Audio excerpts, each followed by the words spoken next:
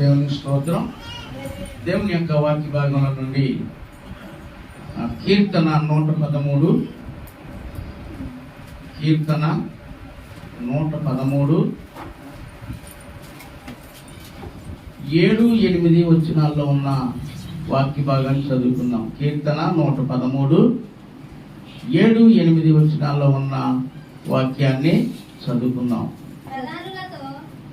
ప్రధానులతో తన ప్రజల ప్రధానులతో వారిని కూర్చుండబెట్టుటకై ఆయన నేల నుండి దరిద్రులను లేవనెత్తువాడు, పెంట కుప్ప మీద నుండి బీదలను పైకెత్తువాడు. చాలండి. దేవుని స్తోత్రం. ప్రభు ఈ మాటలు దీవించి ఆశీర్వదించును గాక. మనం చిన్న ప్రార్థన చేసుకుందాం. మమ్మల్ని మిక్కిలిగా ప్రేమించిన మా ప్రియ ప్రభువా, పరిశుద్ధుడా, పరలోకపు తండ్రి, మహోన్నతుడు అయిన దేవా, నీ ఘనమైన మహోన్నతమైన నామానికి కృతజ్ఞతాస్తుతులు స్తోత్రాలు వందనాలు చెల్లిస్తున్నాను మా ప్రభువా. ఈ సమయాన్ని మీరు జ్ఞాపకం చేసుకునండి.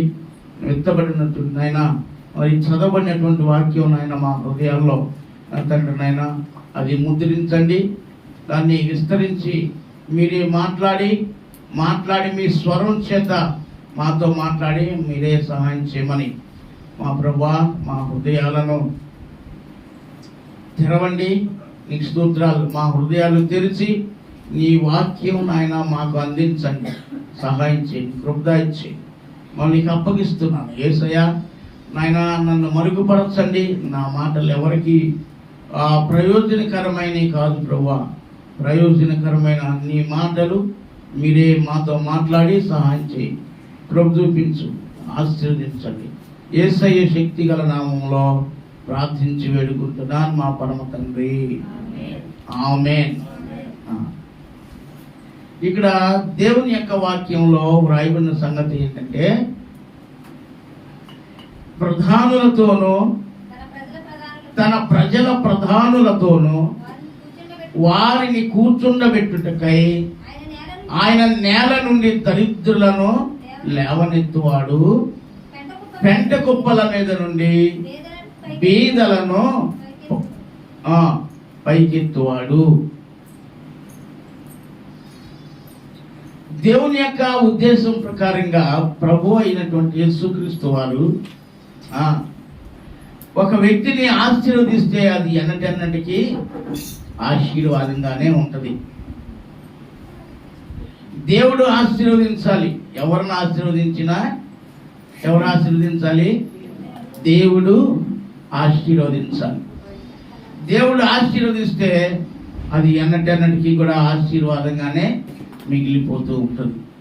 కనుక ఆ దేవుడు ఆశీర్వదించాలి అని అంటే దేవుని యొక్క దృష్టిలో మనం ఉండాలి. ఎవరైతే దేవునికి ఇష్టలుగా ఉంటారో దేవుడు వారిని ఏం చేస్తాడంటే ఆశీర్వదిస్తాడు. ఆయన ఆశీర్వదించడానికి కొన్ని కేటగిరీలు వ్యక్తిలో కనబడాలి. ప్రియమైనటువంటి వాళ్ళారా, ఆ యొక్క పద్ధతులు లేక ఆ కేటగిరీల ప్రకారంగా దేవుడు తాను ఆ రీతిగా ఉన్నాడో లేడో చూసి ఆయన ఏం చేస్తాడంటే పిలిచి ఆశీర్వదిస్తాడు. దేవుని స్తోత్రం చెప్పండి, చెప్పాలి అందరూ కూడా. యెహోవా ఆశీర్వాదము ఐశ్వర్యమిచ్చును. చెప్పండి. యెహోవా ఆశీర్వాదము ఐశ్వర్యమిచ్చును, నరుల కష్టము చేత ఆ ఆశీర్వాదము ఎక్కువ కాదు. ఆశీర్వాదము అనగానే ప్రియమైనటువంటి వారులారా, ఆశీర్వాదము అనగానే వెంటనే మనకి డబ్బులు ధనం వచ్చి పడాలని కానీ ఇంకా నిల్వ ఉండాలని కానీ ఆ ఉద్దేశాలు కాదు. ఆశీర్వాదము అంటే శారీరకంగా ఆశీర్వాదం ఉంది, ఆత్మీయంగా కూడా ఆశీర్వాదం ఉంది. శారీరకమైనటువంటి ఆశీర్వాదం ఇది అందరికీ కనబడుతుంది. ఆత్మ సంబంధమైనటువంటి ఆశీర్వాదం ఇది ఒకరికి కనబడేది కాదు. ఇది ఆస్తి ఎనలేనటువంటి ఆస్తి, ఇది హద్దులు లేనటువంటి ఆస్తి, శరీర సంబంధమైనటువంటి ఆస్తి అయితే అది కొంత నియమం కలిగి ఉంటుంది. అనగా ఆ ఆస్తి ఎంత అనేది లెక్కించవచ్చు. కానీ దేవుడిచ్చే ఆత్మీయ ఆశీర్వాదాన్ని మొట్టమొదటిగా మనం పొందుకోవాలి. అందుకని యోహాను పత్రికలో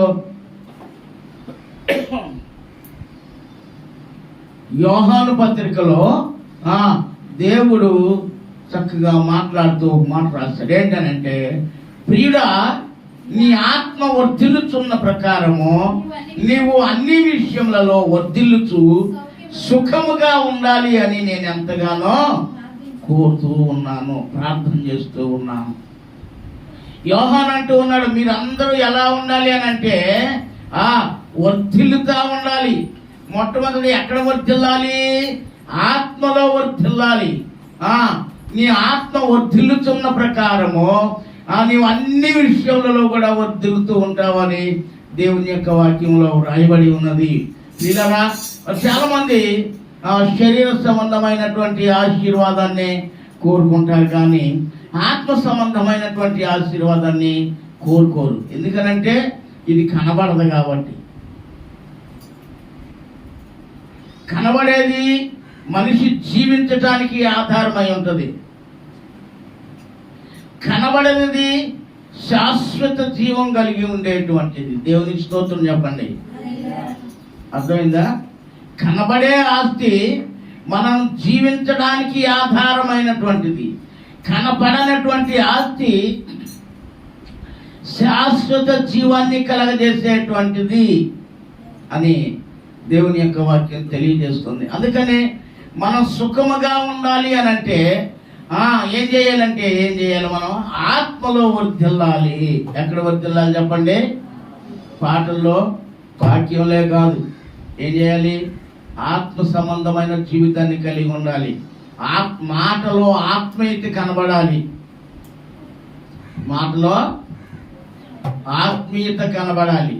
మనం మాట్లాడుతూ ఉన్నప్పుడు మాటలు ఇంకా కొంచెం వినాలి అనిపించేలాగా ఉండాలి. ఆత్మీయత ఎప్పుడైతే ఉంటుందో ఆ ఎదుటి వ్యక్తిని ఆకర్షిస్తూ ఉంటుంది అన్నమాట. దేవుని స్తోత్రం చెప్పండి. ఆత్మీయత మనలో ఉన్నప్పుడు ఆత్మీయత ఎదుటి వ్యక్తిని ఏం చేస్తుంది అంటే ఆకర్షిస్తూ ఉంటుంది. వినే కొద్దిగా వినాలి అనిపిస్తుంటుంది, నడిచే కొద్దిగా నడవాలి అనిపిస్తూ ఉంటుంది. కొంతమంది మాట్లాడుతూ ఉంటే ఎప్పుడు వదిలేస్తే బాగు, వెళ్ళిపోవాలి అని అనిపిస్తూ ఉంటుంది. కనుక పిల్లరా, ఈ శరీర సంబంధమైనటువంటి ఆశీర్వాదం మనకు కాదు, కానీ ఆత్మ సంబంధమైనటువంటి ఆశీర్వాదాన్ని కోరుకోవాలి. మనం అప్పుడే వర్ధిల్లుతూ ఉంటాం. దేవుని సన్నిధిలో ఉంటాం. ప్రియ దేవుని పిల్లలారా, దేవుని యొక్క వాక్యాన్ని జ్ఞాపకం చేసుకున్నట్లయితే దేవుడు తెలియజేస్తూ ఉన్నాడు. చెప్పండి. దేవుని వాక్యంలో ఏమని రాయబడి ఉంది? ప్రధానులతోనూ తన ప్రజల ప్రధానులతోనూ వారిని కూర్చుండబెట్టుటకై. ఎవరిని అంటే ఆయనకు నమ్మకముగా ఉండేటువంటి వారిని. దేవుని స్తోత్రం చెప్పండి. ఆయనకు ఇష్టమైనటువంటి వారిని. స్తోత్రం చెప్పండి. ఆయన కోరుకున్నటువంటి వారిని. హల్లెలూయా. ఏం చేస్తాడంట? ఆయన ప్రధానులతో కూర్చుండబెడతాడంట. దేవుని స్తోత్రం. దేవుడు తన యొక్క కృపను బట్టి ఈ దీనుణ్ణి కూడా జ్ఞాపకం చేసుకొని రేపు అదే స్థానంలో నన్ను ఉంచబోతూ ఉన్నాడు. అక్కడ కూర్చోబెట్టబోతూ ఉన్నాడు. గట్టిగా చప్పట్లు కొట్టిన సార్.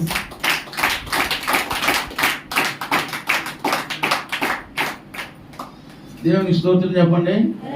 అక్కడ మీరు కూర్చుంటే మాకు మాత్రం ఏంటంటే మాకేంటంటావు అంటారా? నాకు ఘనత కలిగితే ఎవరికి కలిగింది?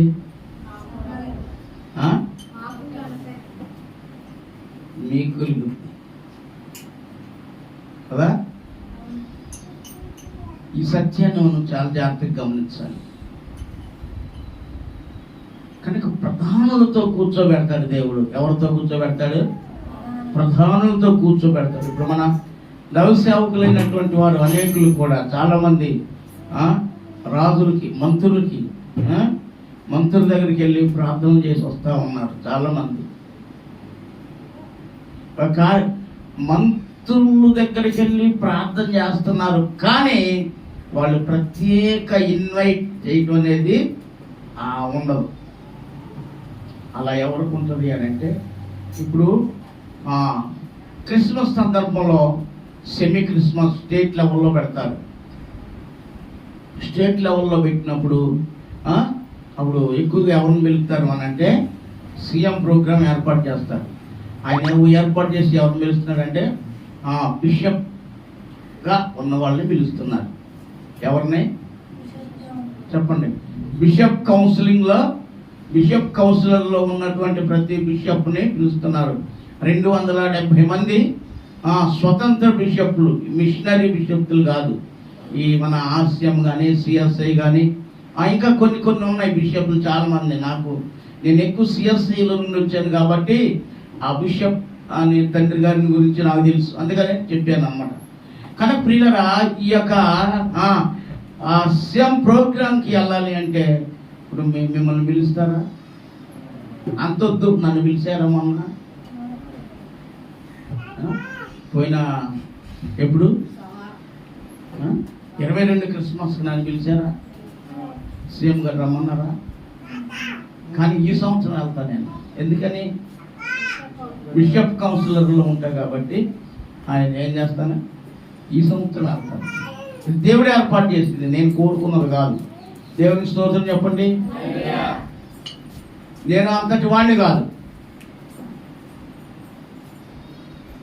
అలా పెద్ద వారి మధ్యలో ఉండే అంత స్థితి నా స్థాయి అది కాదు. కానీ దేవుడు నాకు ఆ స్థాయిని కలగజేస్తున్నాడు. అది దేవుడే ఏర్పాటు చేశాడు. దేవునికి స్తోత్రం చెప్పండి గట్టిగా. హల్లెలూయా, హల్లెలూయా. ప్రధానులతో కూర్చుండబెడతానికి, ప్రధానులతోనూ తన ప్రజల ప్రధానులతోనూ.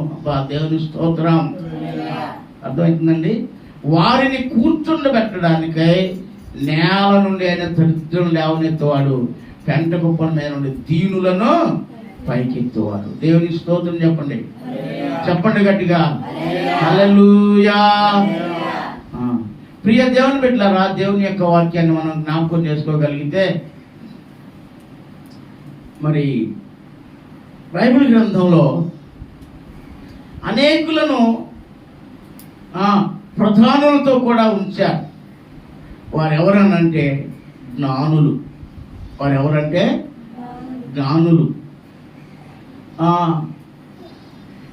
దానియేలు గ్రంథంలో చూస్తే అక్కడ ఏమని రాయబడి ఉంటుందనంటే, బబులోనులో ఉన్న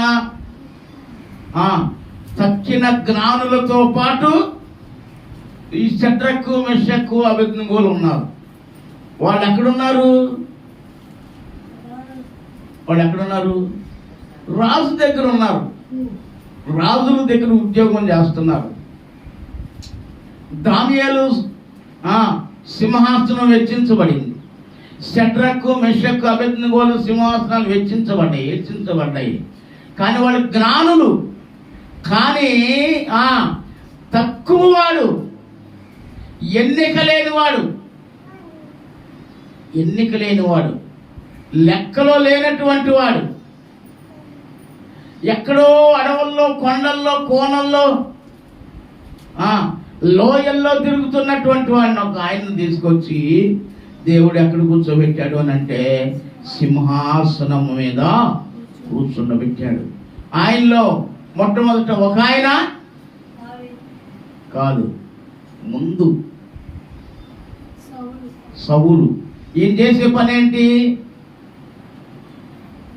ఆయన పని ఏంటి? గాడిదలను కాసుకునేటువంటి వాడు.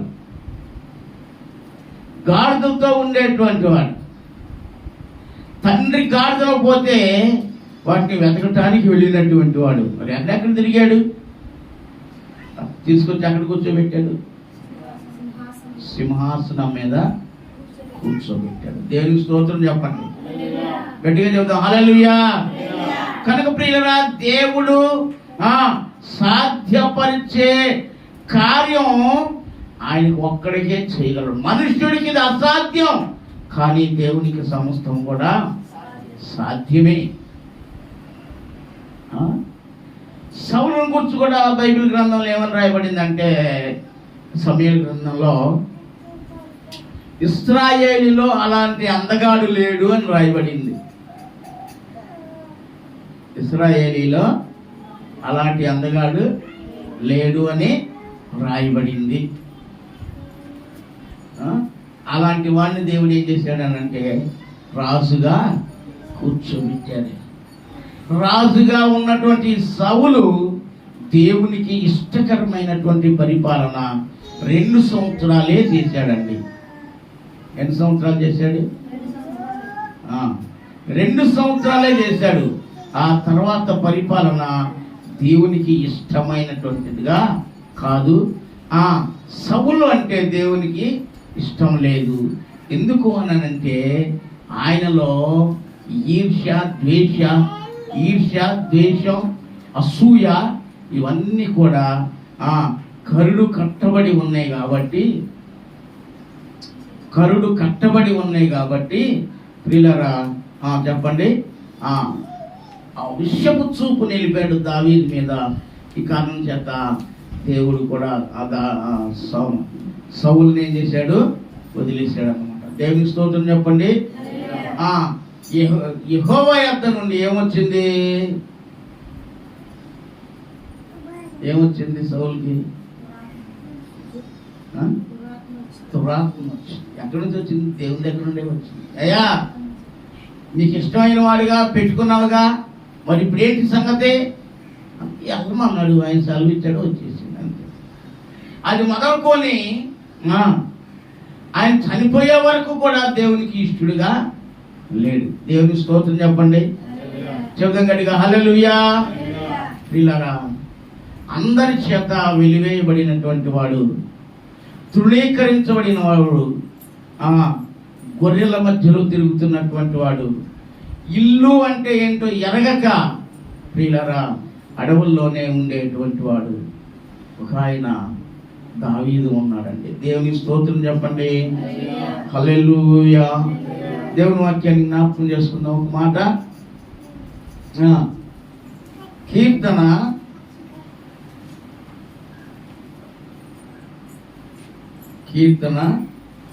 78:70 వచ్చింది చదవండి.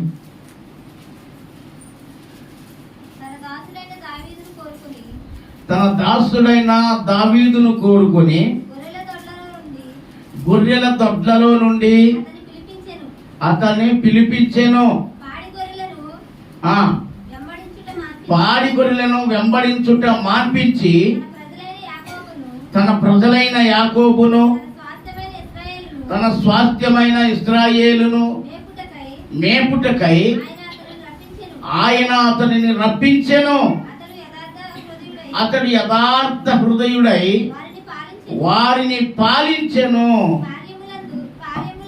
ఆ కార్యములయందు నేర్పరి అయి వారిని నడిపించెను. దేవునికి స్తోత్రం చేద్దాం, హల్లెలూయా. చెప్పండి గట్టిగా హల్లెలూయా. కనుక ప్రియులారా, దావీదును ఆయన కోరుకున్నాడు. దావీదుని ఏం చేశాడు దేవుడు?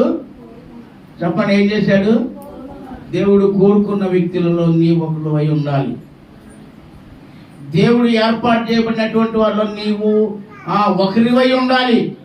స్త్రీవే కావచ్చు, పురుషులే కావచ్చు. ప్రియులారా, దేవుని వాక్యాన్ని జ్ఞాపకం చేసుకుంటే ఎవరైనా సరే దేవుడు ఏర్పాటు చేసినటువంటి వారై ఉండాలి, దేవుడు కోరుకున్నటువంటి వారై ఉండాలి. అందుకనే ఏమంటున్నాడు దేవుడు అని అంటే చెప్పండి,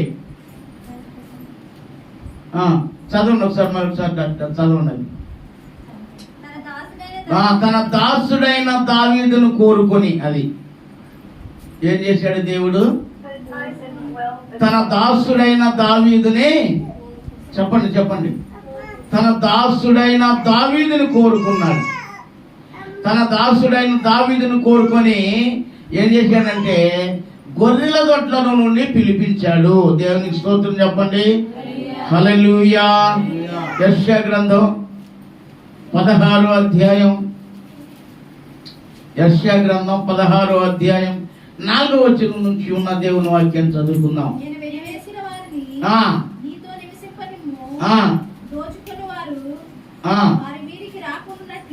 చదవండి, చదవండి,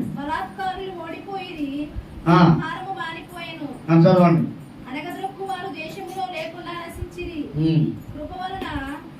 సింహాసనము స్థాపింపబడను, సత్య సంపన్నుడై దాని మీద కూర్చుండి తీర్పు తీర్చునప్పుడు కలడు. సారీ అమ్మా, సారీ ఏంటది? యెషయా గ్రంథమా? సారీ, నాకు కాదు. సమూయేలు మొదటి గ్రంథం, సమూయేలు మొదటి గ్రంథం 16వ అధ్యాయం 4వ వచనం చదవండి. సమూయేలు యెహోవా ఇచ్చిన సెలవు చొప్పున బెత్లెహేమునకు వెళ్ళెను. ఆ ఊరి పెద్దలు అతని రాకకు భయపడి సమాధానముగా వచ్చుచున్నావా అని అడుగగా అతడు సమాధానముగానే వచ్చుచున్నాను, మీరు శుద్ధులై నాతో కూడా కలిసి రండి అని చెప్పి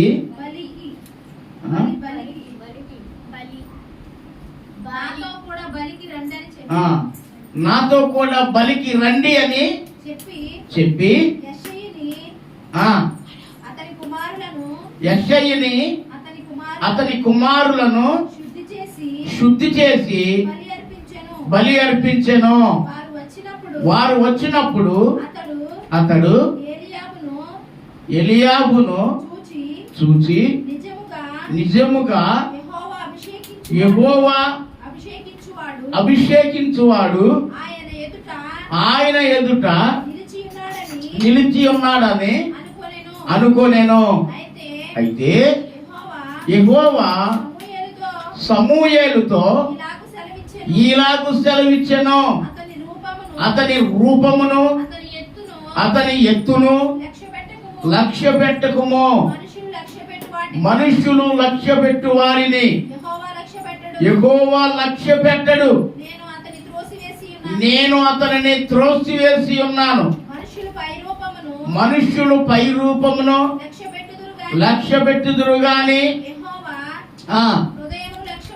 యెహోవా హృదయమును లక్ష్య పెట్టును. యెషయి అబీనాదాబును పిలిచి సమూయేలు ఎదుటికి అతని రప్పింపగా యెహోవా ఇతనిని కోరుకొనలేదు అనెను.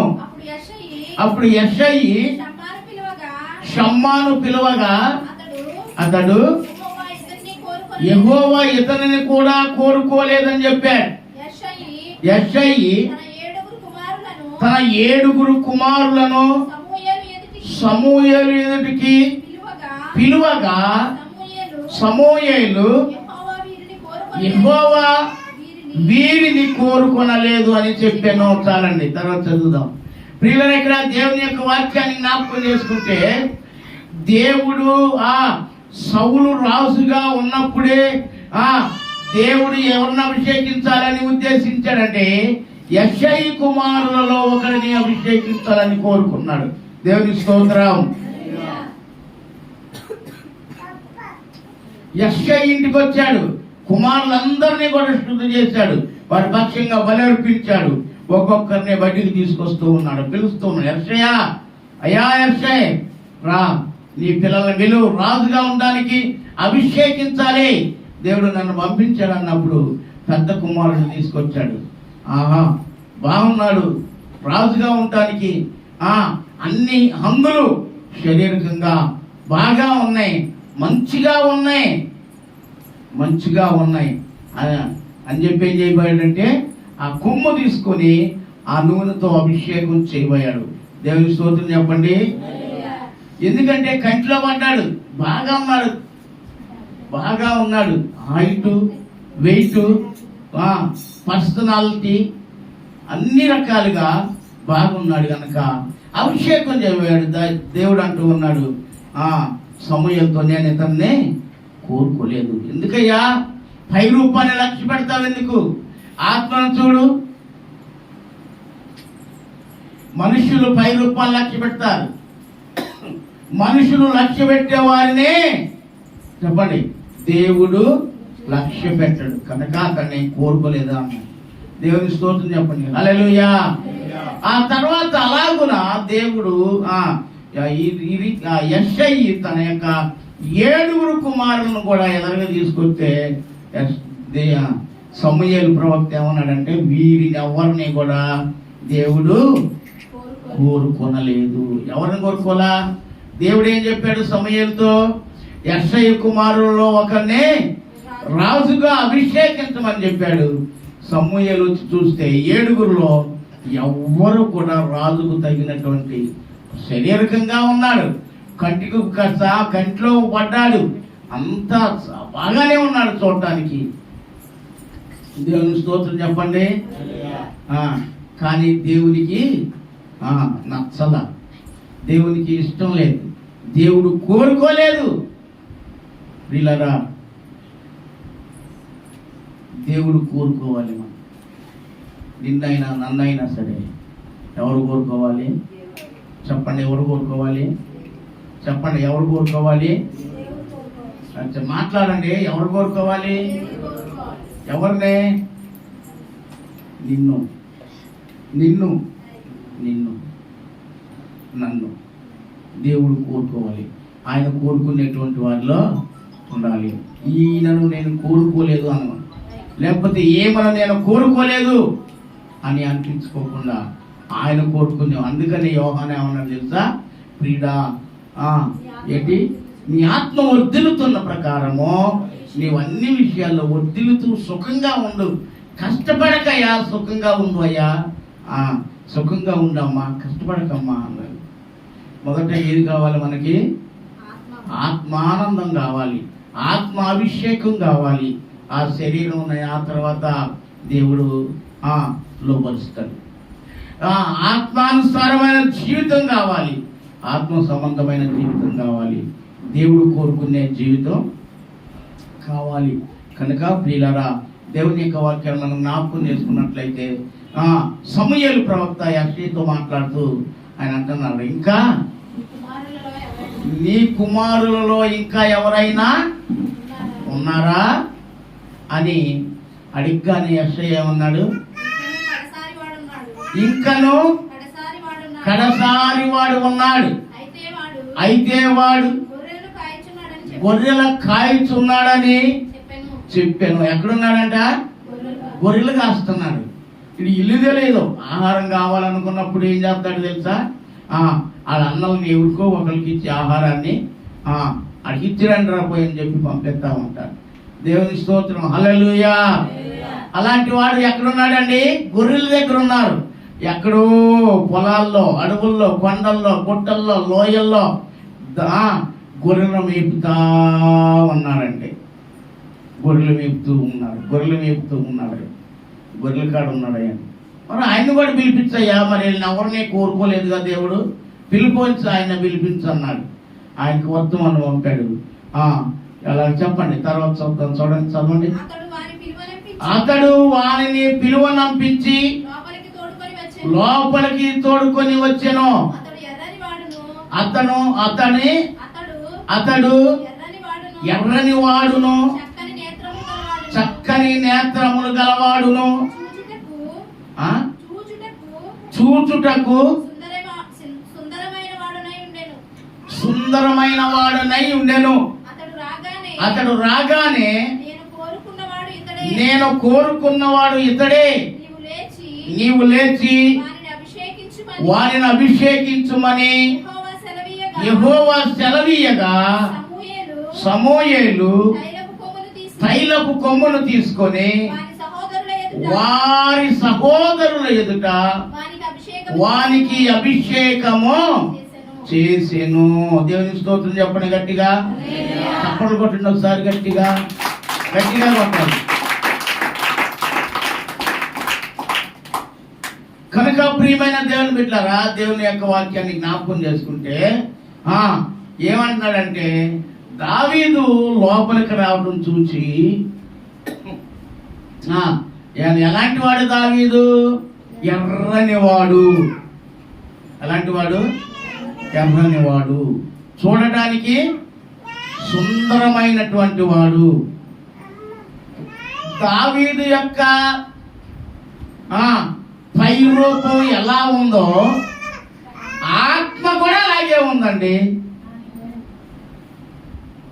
చెప్పండి ఒకసారి. దావీదు పై రూపం ఎలాగుందో ఆత్మ కూడా అలాగే ఉంది. అదే ఆత్మలో వర్ధిల్లటువంటి అది. ఈ ఆత్మ వర్ధిల్లుచున్న కొలది ఏం చేస్తున్నాడు? గొర్రెల చుట్టూ తిరిగి కాసింది లేదు, కానీ ఆయన చక్కగా ఒక చెట్టు మీదో లేకపోతే చెట్టు కిందో లేకపోతే కొండ మీదో లేకపోతే ఇంకో చోట కూర్చొని ఆ వాయిద్యాలు తీసుకొని వాయించుకుంటూ పాటలు పాడుతూ కీర్తనలు రచించినటువంటి వాడు దావీదు. ఆయన ఆత్మ ఎలాగైతే ఉందో, ఆయన శరీరం ఎలాగైతే ఉందో, ఆయన ఆత్మ సంబంధమైన జీవితం కూడా అలాగే ఉండిపోయింది. కనుక ప్రియమైన దేవుని బిడ్డలారా, అలాంటి వాడు చెప్పండి ఈ దేవుని దృష్టిలో ఇష్టమైనటువంటి వాడిగా ఉన్నాడండి. దేవుని స్తోత్రం చెప్తారా? దేవునికి ఇష్టమైన వాడు దావీదు. మరి నువ్వెలా ఉండాలి చెప్పు? ఎలా ఉండాలి? నువ్వు కూడా దేవునికి చెప్పండి ఇష్టమైనటువంటి దానవుగాను, ఇష్టమైనటువంటి వాడుగాను ఉండాలి. దేవునికి ఇష్టమైనటువంటి వాడుగాను, దేవుడు కోరుకునేటువంటి వాడిగాను నువ్వు ఉండాలి అని అంటే, దావీదు ఆత్మ ఎలాగుందో నీ ఆత్మ కూడా అలాగే ఉండాలి. స్తోత్రం చెప్పండి గట్టిగా. అప్పుడే దేవుడు ఏం చేస్తాడు తెలుసా? నేను కోరుకున్న ఆమె ఏమే అంటాడు, లేకపోతే నేను కోరుకున్నవాడు ఇతడే ఈయనే అంటాడు. దేవుడు ఏం చెప్తున్నాడు సమయంతో? అతడు లోపలికి రాగా చూసి, నేను కోరుకున్న వ్యక్తి ఇతడే, నీవు లేచి అతనిని అభిషేకం చేయమని చెప్పగా దేవుడు కడసారి వాడైనటువంటి దావీదును కోరుకున్నాడు. వాళ్ళ అన్నదమ్ముల ఎదుట, వాళ్ళ అన్నల ఎదుట, తల్లిదండ్రుల ఎదుట దావీదుని సమూయేలు ఏం చేశాడు? అభిషేకం చేశాడు. స్తోత్రం చెప్పండి. హల్లెలూయా, హల్లెలూయా. నీవు ప్రత్యేకమైన జీవితం జీవించాలంటే, నువ్వు దేవునికి ఇష్టకరమైన జీవితాన్ని జీవించాలి అంటే దేవుడు నిన్ను అభిషేకించాలి.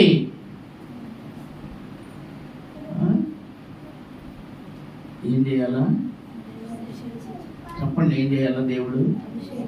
చెప్పండి. దేవుడు ఏం చేయాలా? అభిషేకించాలి. ఎవరిని అభిషేకించాలి? దావీదును అభిషేకించాలి. సమూయేలు ప్రవక్తలైనటువంటి వారిని, రాజులైనటువంటి వారిని, ఇశ్రాయేలు రాజులను, యోధా రాజులను ఏం చేశాడు? సమూయేలు అంటే అభిషేకించినటువంటి వాడు. సమూయేలు ప్రవక్త, గొప్ప ప్రవక్త అన్నమాట. దేవుని స్తోత్రం చెప్పండి. హల్లెలూయా. కనుక ప్రియులారా, దేవుడు కోరుకునే వ్యక్తిగా నువ్వు ఉంటావా? దేవునికి ఇష్టకరమైన జీవితాన్ని జీవిస్తావా? దేవునికి ఇష్టకరమైన జీవితం ఎలా దేవునికి ఇష్టకరమైన జీవితంలో ఉండాలి అని అంటే, దావీదు శరీరకంగాను ఆత్మీయంగాను ఎలాగైతే ఉన్నాడో మన జీవితాలు కూడా రెండు విధానాలుగా, అనగా శారీరకంగాను ఆత్మీయంగాను ఏం చేయాలా? అలాగా దేవునికి ఇష్టకరమైనటువంటి వారంగా ఉండాలి. మన మాటల తీరు, మన పాటల తీరు, మన పద్ధతుల తీరు దేవునికి ఇష్టకరమైనవిగా ఉండాలి. దేవుడు కోరుకునేవారుగా ఉండాలి అని అంటే ఇంకొక మాటను జ్ఞాపకం చేసి నేను ముగించేస్తాను. యోహాను సువార్త 4వ అధ్యాయంలో సమరయ స్త్రీతో దేవుడు మాట్లాడుతూ ఆయన ఒక మాట మాట్లాడతాడు. చూడండి, దేవుని వాక్యంలో 22వ వచనం చదవండి. 4:22. మీరు మీకు తెలియని దాన్ని ఆరాధించువారు, మేము మాకు తెలిసిన దాన్ని ఆరాధించువారము. రక్షణ యూదులలో నుండి కలుగుతున్నది. అయితే యథార్థముగా ఆరాధించువారు ఆత్మతోను సత్యముతోను తండ్రిని ఆరాధించు కాలము వచ్చుతున్నది, అది ఇప్పుడును వచ్చి ఉన్నది. తన్ను ఆరాధించువారు అట్టివారే కావాలని తండ్రి కోరుచున్నాడు. చప్పట్లు కొట్టింది గట్టిగా.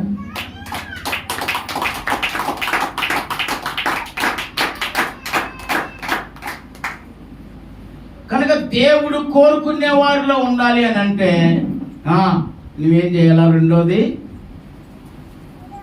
దేవుణ్ణి యథార్థంగా దేవుణ్ణి ఆరాధన చేయాలి. యథార్థ హృదయంతో దేవుణ్ణి ఆరాధన చేయాలి. ఏం చేయాలా? యథార్థంగా దేవుణ్ణి ఆరాధన చేయాలి. చదవండి, మరొకసారి చదవండి. యూదుల రక్షణ యూదులలో నుండి కలుగుతున్నది. అయితే యథార్థముగా ఆరాధించువారు ఆత్మతోను సత్యముతోను తండ్రిని ఆరాధించు కాలము వచ్చుతున్నది, ఇప్పుడును వచ్చే ఉన్నది. అట్టి వారే కావాలి అని దేవుడు కోరుకుంటూ ఉన్నది. యథార్థంగా దేవుణ్ణి ఆరాధన చేయాలి. ఎలా చేయాలంట? చెప్పండి, ఎలా చేయాలి? మాట్లాడండి, ఎలా చేయాలి? యథార్థంగా దేవుణ్ణి ఆరాధన చేయండి. దేవుడు కోరుకునేటువంటి వారిలో, ఆయన లెక్కించే వారిలో నీవు కూడా ఉంటావు. ఆయన కోరుకునే వారిలో నువ్వు కూడా ఉంటావు.